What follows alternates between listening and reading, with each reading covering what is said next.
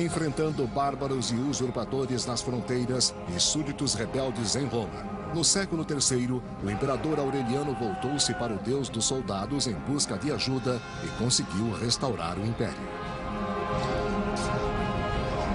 Mas foi assassinado antes da situação se estabilizar, deixando o império em perigo novamente.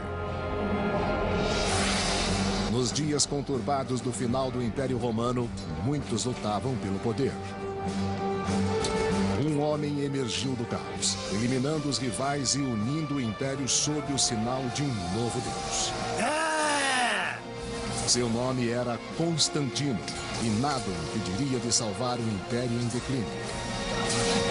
Roma, ascensão e queda de um império. Constantino, o Grande. Preparem-se! Peguem as armas! Nós vamos vencer! No século III, Roma enfrentava lutas internas e invasões bárbaras. Mas em 295 d.C., surgiu um novo e poderoso imperador para salvar o império. Seu nome era Diocleciano. O que Diocleciano optou por fazer foi lidar com diversas preocupações e vários desafios que o império enfrentava no terceiro século. Um novo elemento de Diocleciano foi a redefinição da defesa das fronteiras. O imperador Diocleciano criou um exército móvel sempre disponível a enviar reforços para as fronteiras vulneráveis. Um dos soldados mais capazes era o jovem Constantino, de 17 anos.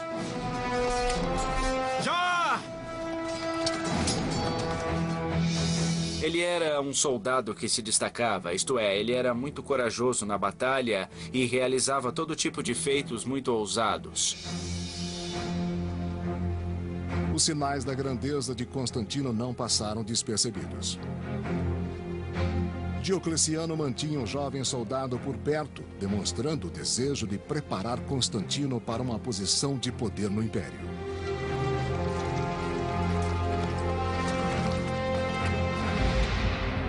Diocleciano também dividiu o império entre 4 co-imperadores. Um na Ilíria, outro na Itália, o pai de Constantino na Gália e o imperador Diocleciano na Nicomédia, situada na Ásia Menor. Nicomédia, 302 d.C. Diocleciano sabia que os co-imperadores podiam se rebelar. Por isso, manteve os filhos deles em sua corte, inclusive Constantino, treinando-os como soldados sob vigilância estrita. Constantino foi enviado para a corte de Diocleciano para obter a educação certa para um membro da classe superior, educação literária e educação filosófica. Ele aprendeu grego, que não sabia ainda, mas o mais importante foi sua educação militar. Venha cá. Porém, a vida de Constantino na corte não era fácil. Diocleciano reinava com mão de ferro como imperador e como figura paterna. Ele começou a reinar cada vez mais por meio de toda uma série de éditos extremamente moralizadores e estritos, dizendo às pessoas o que fazer, falando como ser o melhor cidadão e assim por diante. Leve esta oferenda. Vá. Diocleciano exigia que todos, inclusive Constantino, fizessem sacrifícios, pois, acima de tudo, Diocleciano acreditava que a unidade do império dependia dos deuses pagãos. Acima de tudo. Mas outra religião está atraindo os romanos e ameaçando os planos de Diocleciano. Seus devotos adoram Jesus Cristo, o Filho de um novo Deus. A igreja cresceu em devotos e também ficou muito rica. E na época tinha muitas propriedades. A igreja era uma instituição que florescia no Império Romano. Diocleciano acreditava que essa instituição era uma ameaça a Roma. Ele se preocupava muito com a saúde do Estado. A força de Roma estava ligada com a religião romana. E os cristãos ameaçavam isso. Os cristãos haviam sido tolerados por quase 40 anos. Constituíam uma grande porcentagem da população das cidades. E certamente havia cristãos no exército e também na corte imperial. Sigam o exemplo de Jesus e amem a Deus, irmãos. Acima de tudo.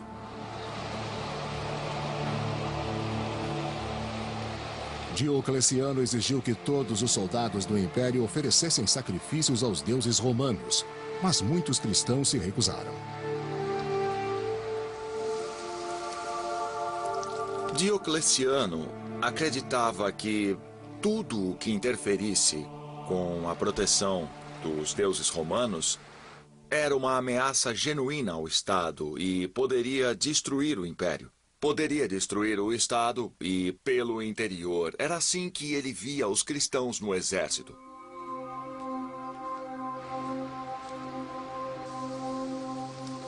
A desobediência ao édito imperial era punida com a morte. Constantino era forçado a testemunhar essa brutalidade e percebia o medo e a discórdia que as reformas de Diocleciano provocavam. Não demorou para que a discórdia se espalhasse além do exército.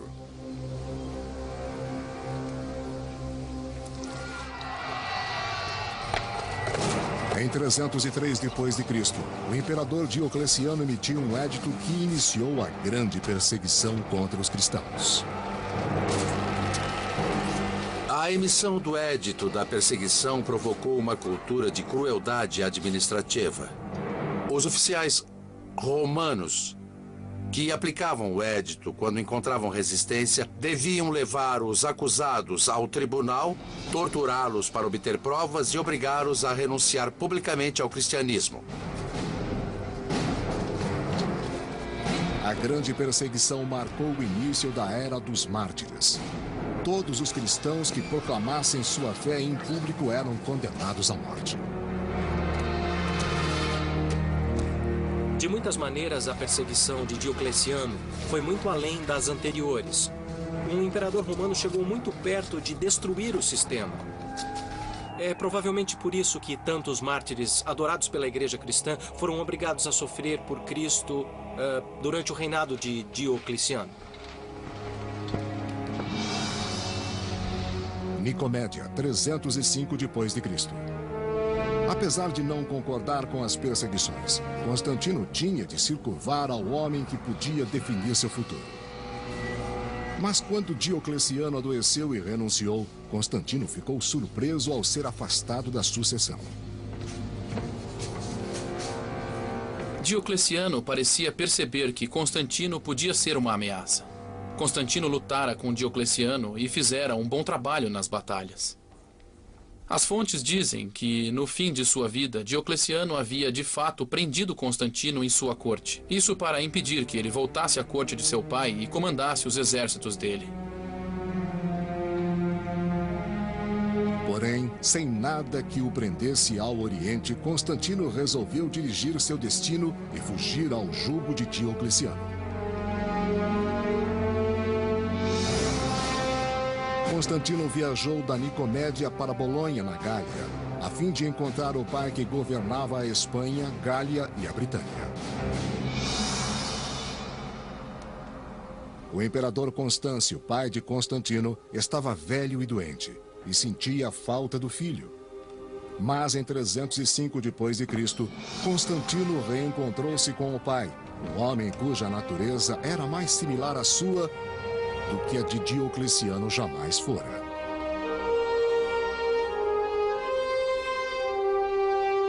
Constâncio, pelo que sabemos no Ocidente, era muito mais relaxado em sua forma de governar e ele certamente descobriu que era possível ignorar alguns dos éditos de Diocleciano.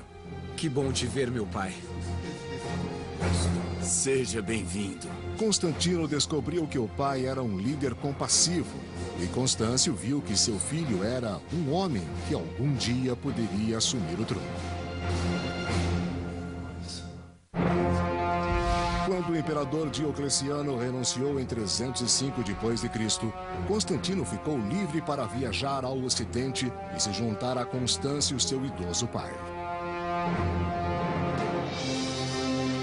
Um dos 4 co-imperadores romanos, Constâncio governava a Espanha, Gália e Britânia, ameaçada pelos bárbaros pictos. Em 305 d.C., ele e Constantino foram de Bolonha para a Britânia para sufocar a rebelião. Os pictos eram uma tribo feroz do território onde hoje fica a Escócia e que atacava a Britânia. Eles eram um sério desafio em batalha para Constantino e seu pai.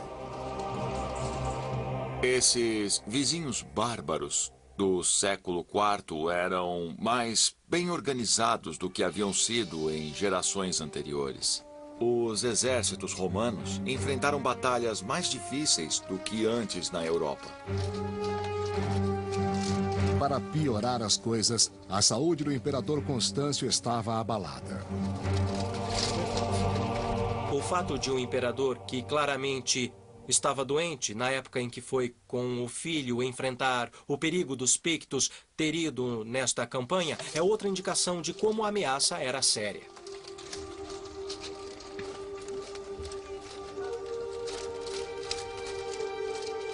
Com a doença do imperador, coube a Constantino liderar as tropas do pai e garantir a vitória na batalha.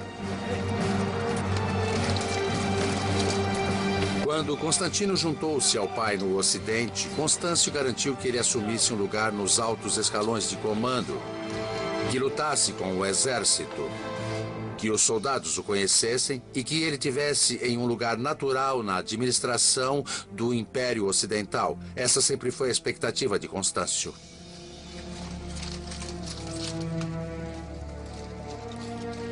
Com seus feitos militares, Constantino conquistou a lealdade do exército, mas a vitória não pôde salvar a vida do pai que Constantino havia acabado de conhecer.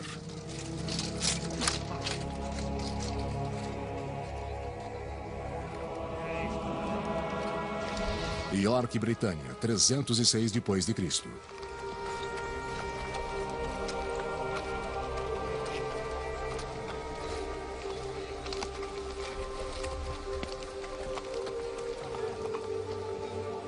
Quando seu pai morreu, o exército admirava Constantino, e ele foi imediatamente proclamado imperador. De certo modo, isso é um evento natural. Era um exército que conhecia o pai de Constantino, que respeitava o pai de Constantino e que conhecia o filho também. Eles sabiam o que esperar de Constantino.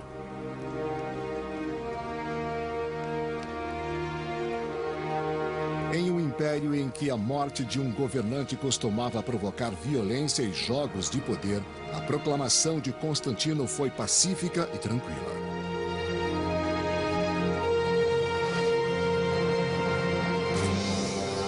Quando os francos atacaram a Gália em 306 d.C., Constantino foi para o sul para lutar contra eles e enfrentar seu primeiro desafio como imperador.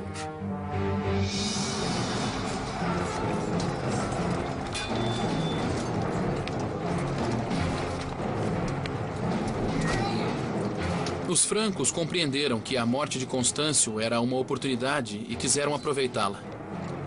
Porém, Constantino demonstrou muita capacidade como comandante e impediu essa invasão. Constantino não demorou para provar seu valor como imperador. O imperador devia comandar pessoalmente o exército e, com frequência, devia comandar na frente de batalha. Constantino parece ter sido um soldado de frente de batalha muito capaz. Ele era visto liderando as cargas de cavalaria nas batalhas e era muito hábil na tática. Ele também era inteligente e sabia que para se estabelecer no poder precisava da confiança do povo. A captura dos líderes francos foi a oportunidade perfeita para isso.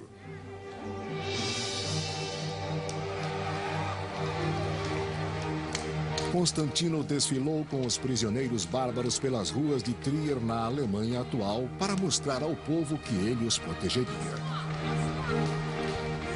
Constantino sabia que o objetivo principal de qualquer imperador, se quisesse se manter no poder, era lutar contra os bárbaros. Então Constantino fez isso em grande estilo. Ele lutou contra qualquer imperador. Se quisesse se manter no poder, era lutar contra os bárbaros. Então Constantino fez isso em grande estilo.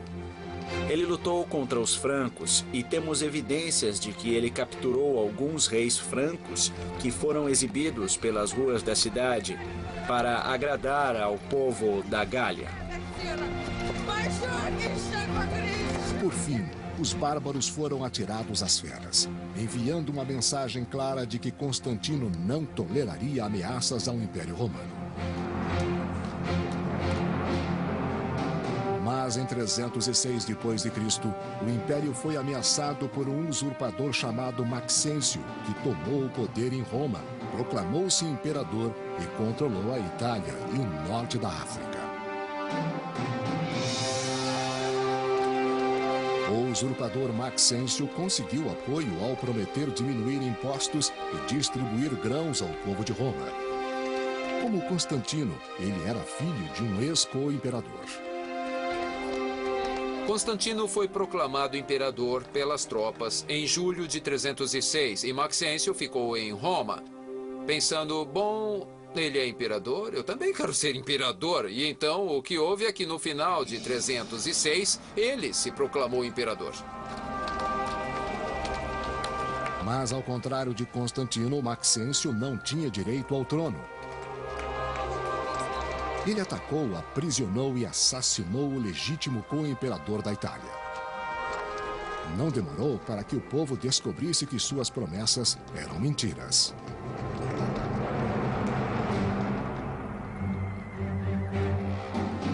Em 311 d.C., os romanos se revoltaram quando os grãos e os cortes nos impostos só beneficiaram os ricos. Os cidadãos comuns tinham de roubar para sobreviver. Maxêncio não era um líder popular. Ele era um líder muito cruel. Abafava as revoltas com muita violência. Circulavam boatos de que ele seduzia as filhas dos senadores, havia problemas com o suprimento de grãos e os impostos haviam aumentado ainda mais. A revolta desesperada do povo de Roma foi uma oportunidade para Constantino.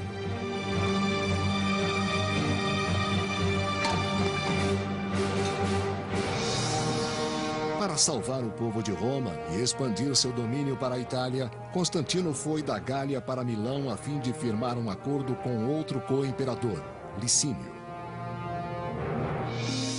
Milão, Itália, 311 d.C. O acordo visava consolidar o poder. Vou lhe mostrar o mapa. Combinado? Então está combinado. Para selar a aliança, Licínio casou-se com a irmã de Constantino.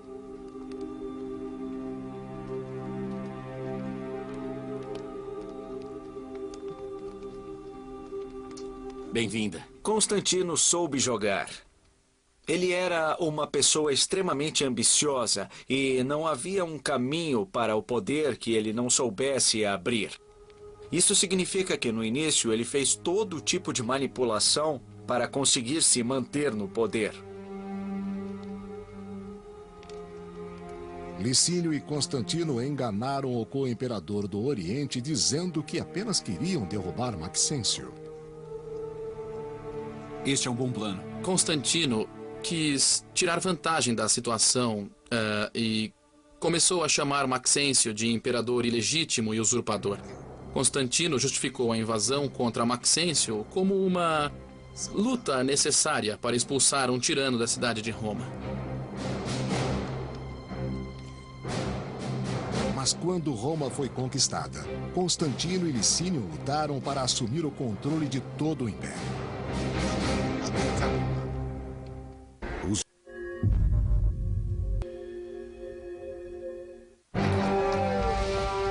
Em 306 d.C., quando o usurpador Maxêncio tomou o poder em Roma, Constantino aliou-se ao ambicioso co-imperador Licínio, buscando destruir Maxêncio e dividir o império entre eles. Enquanto Licínio defendia a fronteira norte do império contra os invasores bárbaros, Constantino marchou para Roma, sitiando a cidade onde Maxêncio se escondia.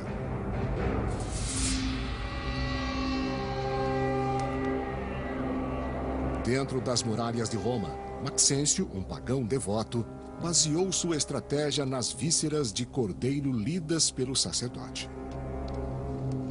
Quando se tratava de uma luta, Maxêncio queria ter algum tipo de proteção divina e seguiu os procedimentos que qualquer bom imperador romano seguiria para obter proteção.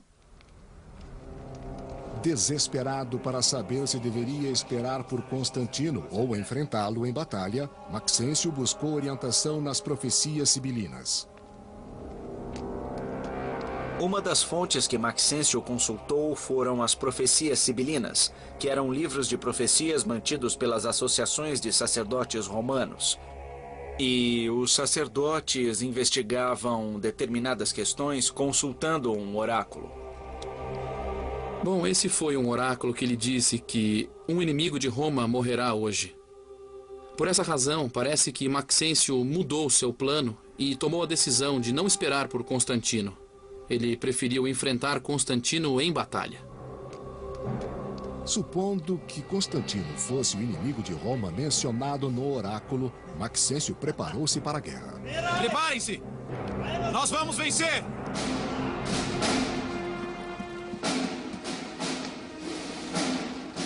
Enquanto isso, Constantino preparava-se para enfrentar Maxêncio no campo de batalha. Sabendo que suas tropas eram em menor número, Constantino estava inquieto. Constantino começou a ficar preocupado com a força de seu exército. E sabemos que ele rezou para que algum deus o ajudasse e recebeu uma visão como resposta. E Constantino interpretou a visão como sendo cristã. O historiador Eusébio de Cesareia registrou o que aconteceu conforme lhe foi contado pelo próprio Constantino. Ao redor do meio-dia, quando começava o entardecer, ele viu nos céus o sinal de uma cruz luminosa. Ela estava acima do sol e tinha a inscrição "Conquiste com isto".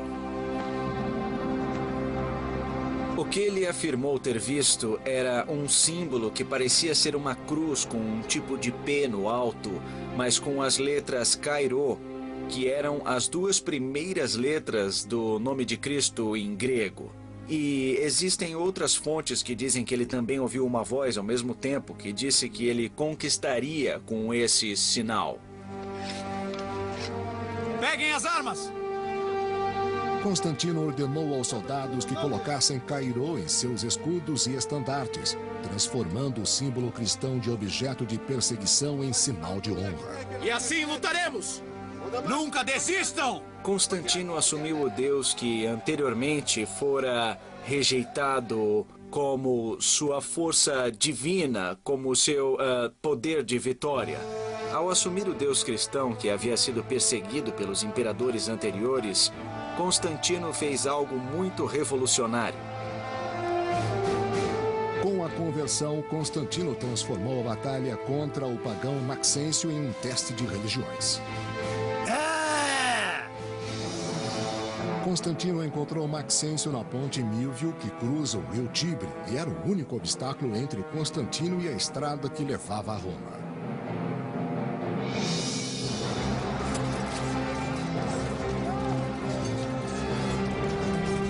Embora em menor número que o exército de Maxêncio, os soldados de Constantino, marcados com a cruz de Cristo, enfrentaram a batalha com coragem.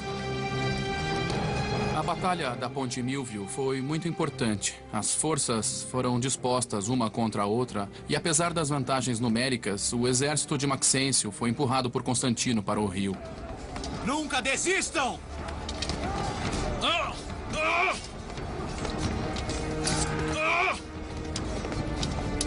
O destino de Maxêncio foi selado nas margens do rio Tibre. Constantino forçou Maxêncio a lutar com o Tibre nas costas. Era uma posição terrível para estar e, conforme as forças de Constantino pressionaram, o exército de Maxêncio se dispersou. Sem opção, o usurpador Maxêncio fugiu com seus homens e tentou atravessar o rio Tibre a nado.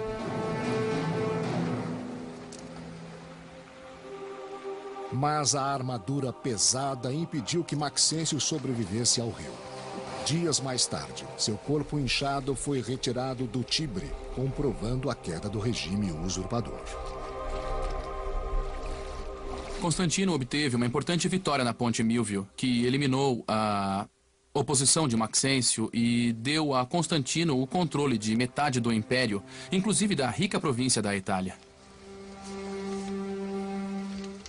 O destino de Maxêncio era um lembrete da força de Constantino e do que esperava aqueles que ousassem opor-se a ele.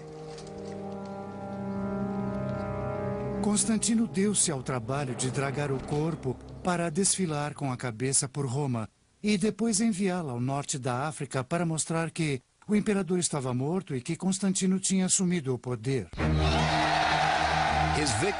A vitória sobre Maxêncio também provou a Constantino que o deus cristão era mais poderoso que os deuses pagãos do inimigo.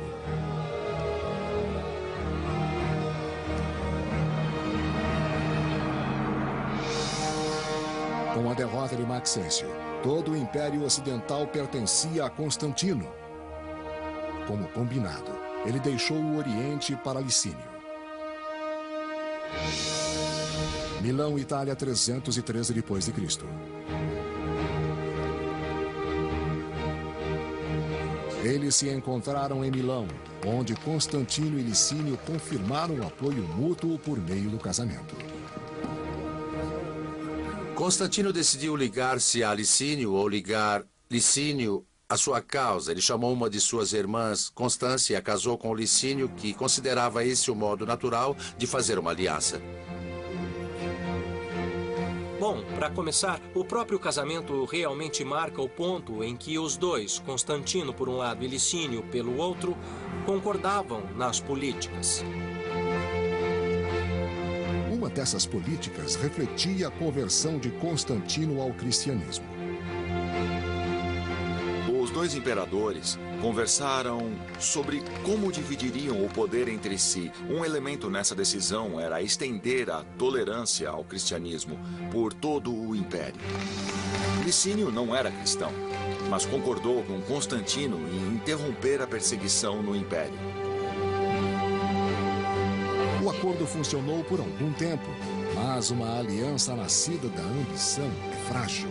E Constantino reconheceu que seu co-imperador era seu maior rival.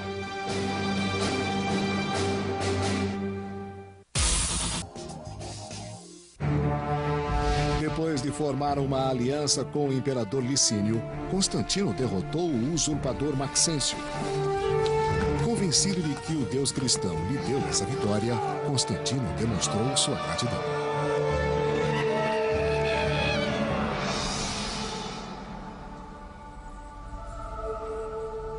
Pela primeira vez em 10 anos, os cristãos puderam rezar livremente e pela primeira vez na história, o imperador era cristão. Constantino se converteu ao cristianismo e, então, levou muito a sério a tarefa de defender a igreja cristã. Sua família, inclusive seu filho e herdeiro Crispus, também se converteu. Constantino não só estendeu a tolerância à igreja cristã, mas favoreceu bastante os cristãos no território que controlava. Em 313 depois de Cristo, Constantino e Licínio emitiram em conjunto o Édito de Milão, conforme descreve o historiador Lactâncio. Garantimos aos cristãos e a todos a liberdade de seguir a religião que desejarem, para que todas as divindades no céu sejam veneradas e favoreçam a nós e aos que se encontram sob nosso poder.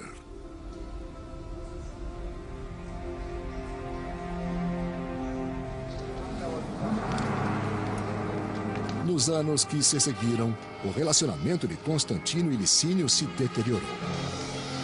Conforme Licínio lutava pelo domínio do Oriente, sua sede de poder aumentava. Constantino e Licínio se deteriorou. Conforme Licínio lutava pelo domínio do Oriente, sua sede de poder aumentava. Licínio continuou agindo a seu próprio modo, como se estivesse no Oriente, mas Constantino não confiava nele. A tensão entre eles aumentou. Depois de 9 anos de governo comum, os dois imperadores quiseram controlar todo o império. Essa rivalidade iria provocar uma guerra civil em Roma.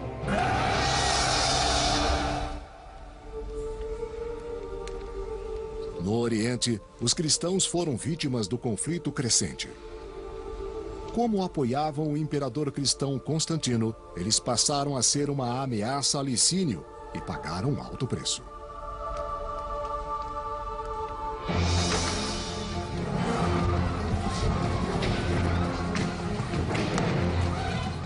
Uma das consequências foi o reinício da perseguição. E a razão para isso foi muito simples. Constantino era conhecido como um defensor dos cristãos. E os súditos cristãos de Licínio pareciam ser uma quinta coluna. Pareciam inimigos de Licínio em seus territórios. E assim, ele os perseguiu.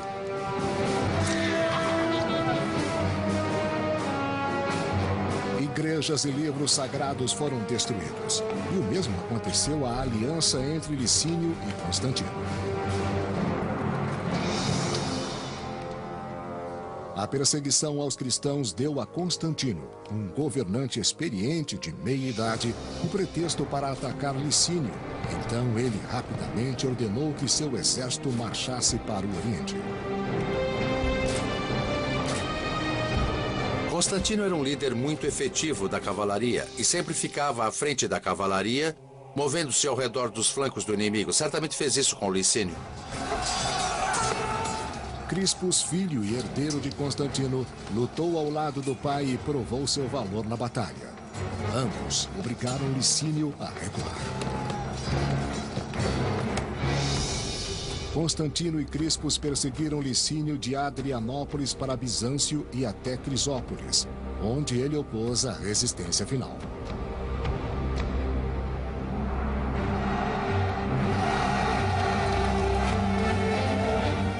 Em 324 d.C., com todo o império em jogo, Constantino e Crispus enfrentaram Licínio lado a lado. Crispus herdou a habilidade do pai no campo de batalha. Crispus era um outro gênio militar. Sem sua ajuda, a vitória contra Licínio talvez não tivesse acontecido. Constantino e Crispus devastaram o exército de Licínio, lutando novamente sob a égide do deus cristão. A Batalha de Crisópolis acabou antes de começar. Constantino conseguiu levar seu exército para o território de Licínio sem nenhuma resistência efetiva. Seu exército tinha sido vitorioso com facilidade em várias batalhas. A resistência de Licínio parece ter sido mínima. A vitória na batalha final deu a Constantino o controle sobre todo o império. Como descreveu Eusébio de Cesareia. As regiões do Oriente uniram-se às do Ocidente e todo o Império Romano passou a ter um único governante supremo. Aprisionado na Nicomédia, Licínio enfrentou uma punição cruel. A única testemunha foi sua esposa, a irmã de Constantino. O relacionamento com Licínio é interessante. Licínio é lembrado como seu cunhado. A esposa de Licínio suplicou por clemência para o marido. E, no princípio, Constantino parecia inclinado a ser clemente. Eles jantaram juntos, mas Licínio foi exilado e depois foi executado. Eu quero sair daqui, me ajudem! Apesar das súplicas da esposa, a execução de Licínio foi rápida e sangrenta, mostrando que Constantino não tinha piedade nem diante de sua família.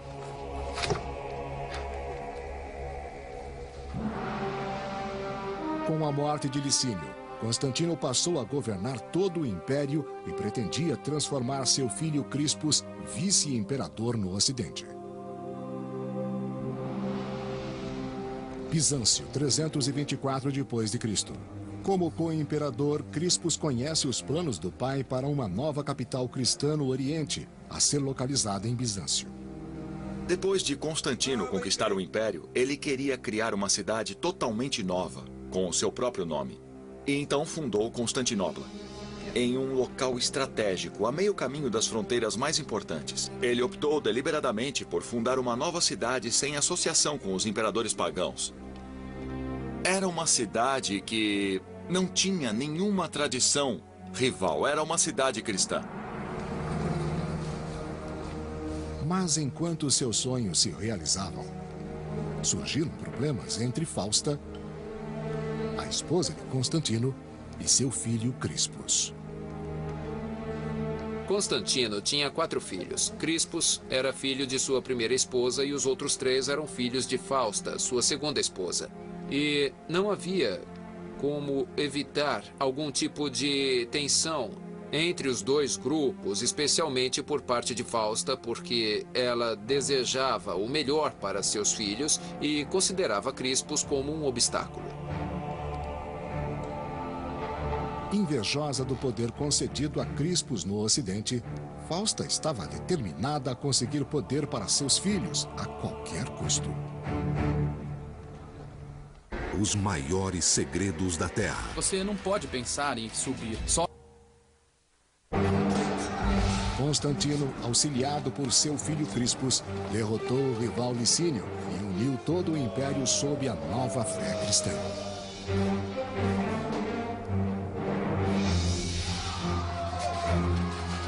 Porém, essa unidade não demorou a ser ameaçada por distúrbios provocados por dissidências internas da Igreja Cristã.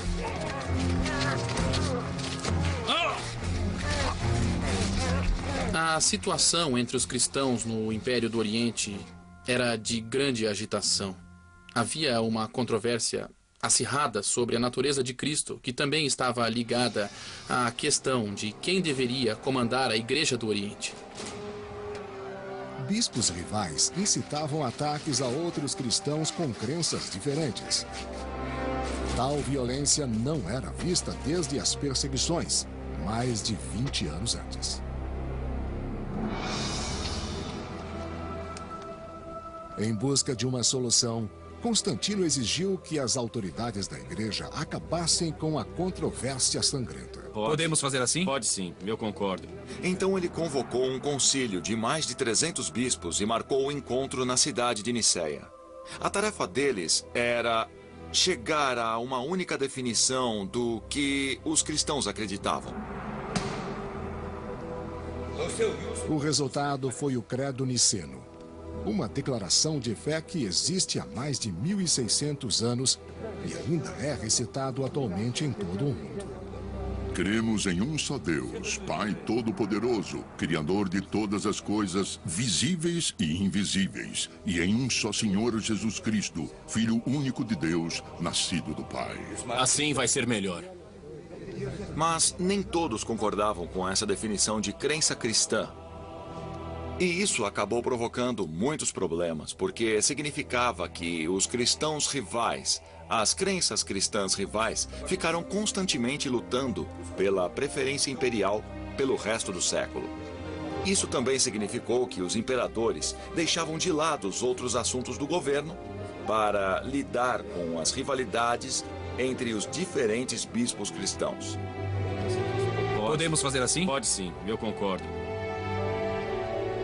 Talvez isso tenha cegado Constantino para uma rivalidade muito mais próxima. Em 326 d.C., sua esposa Fausta atacou a integridade de seu filho Crispus. Crispus era o filho mais velho de Constantino, de um casamento anterior e, portanto, não tinha a mesma mãe que seus meio-irmãos menores. É bastante claro que havia uma intensa rivalidade entre ele e os 3 meio-irmãos. Entenda. Como parte de seu plano, Fausta disse a Constantino que Crispus havia tentado seduzi-la. Isso é imperdoável! As coisas não iam bem para Crispus. Fausta queria tirar Crispus do caminho logo para que seus filhos legítimos pudessem herdar sem a ameaça de Crispus. Constantino não percebeu que fora traído pela esposa e não pelo filho, e ordenou que Crispus fosse executado.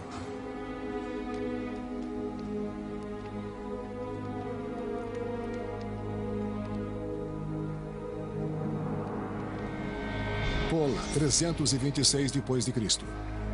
Aprisionado em Pola, na Croácia atual, Crispus reafirmou sua inocência. Embora não fosse ouvido, ele tinha um defensor junto a Constantino. Constantino foi aconselhado por sua mãe Helena, que achava que a própria Fausta havia inventado esse plano, fingindo ter sido violada ou ter sido seduzida por Crispus, de modo a que ela, Fausta, pudesse promover os interesses de seus filhos. Constantino agira de modo impulsivo e sabia disso. Fausta pagou com a vida por sua traição, mas era tarde demais para Crispus. Os guardas da prisão já tinham recebido ordens para executar o filho do imperador.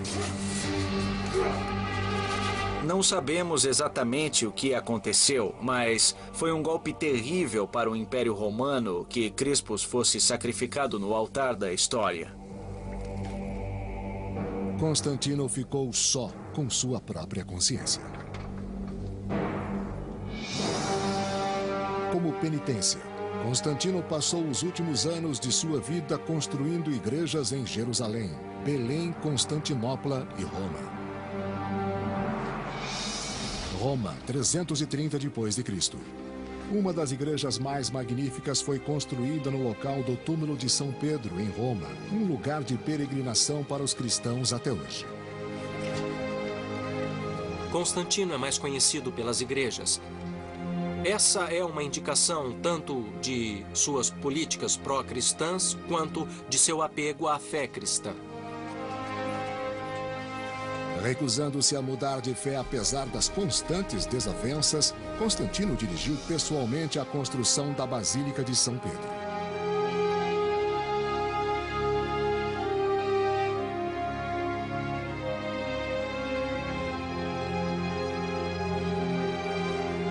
É uma explosão extraordinária de arquitetura de um modo que não existia antes no Império Romano. A diversidade de planos pode ser explicada pela variedade de arquitetos que Constantino envolveu no trabalho e provavelmente por suas próprias ideias. Ele se envolveu em quase todos os projetos e era um homem que realmente tinha ideias próprias sobre a construção. Podemos fazer assim? Pode sim, eu concordo. Constantino esperava que a devoção no final da vida apagasse todos os seus pecados.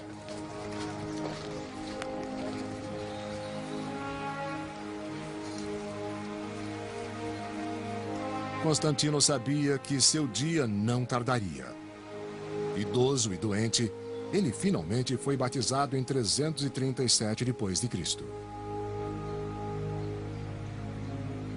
Fazia sentido que Constantino adiasse o batismo, porque os imperadores tinham uma tarefa perigosa e dura, e algumas vezes tinham de fazer coisas difíceis e pecaminosas. Isso em consequência de sua posição. E fazia sentido adiar o batismo até o fim da vida, pois as coisas perigosas e pecaminosas seriam lavadas antes da morte. Atormentado pelos pecados, Constantino queria apenas morrer com uma consciência limpa e purificada pelo batismo. No final de sua vida, Constantino era mais ou menos um tipo de visionário que, na época em que foi batizado, queria deixar as vestes imperiais e viver isolado como religioso. Finalmente, Constantino encontrou a paz na fé que professou por toda a vida. Sei que sou realmente abençoado, agora que fui merecedor da vida imortal e que recebi a luz divina. Constantino morreu em maio de 337 depois de Cristo, após 30 anos de governo.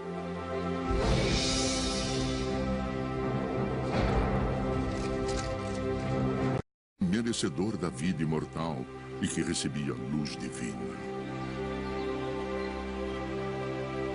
Constantino morreu em maio de 337 depois de Cristo, após 30 anos de governo.